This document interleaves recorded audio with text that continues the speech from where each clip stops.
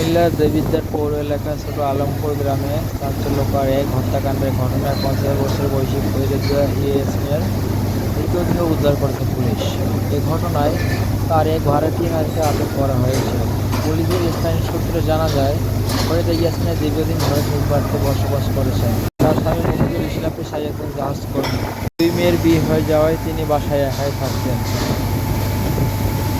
শনিবার সকালে ফরিদা ইয়াসমিনের ছোট মেয়ে মরিয়ম আক্তার মায়ের বাড়িতে এসে খুঁজে না পেয়ে উদ্বিগ্ন হয়ে পড়েন। পরে পরিবারের সদস্য স্থানীয়দের সহযোগিতায় বাড়ির বিভিন্ন স্থানে খোঁজাখুঁজি শুরু করা হয়। এমত অবস্থায় এক পর্যায়ে শনিবার সন্ধ্যায় বাড়ির পিছন থেকে পলিথিনে মোড়ানো একাধিক প্যাকেট উদ্ধার করা হয়।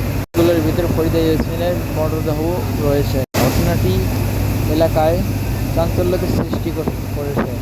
প্রাথমিক তদন্তে পুলিশ সন্দেহভাজন হিসেবে বাড়ির এক ভাড়াটিয়া নারীকে আটক করে। জিজ্ঞাসাবাদে তিনি হত্যাকাণ্ডের সঙ্গে জড়িত বলে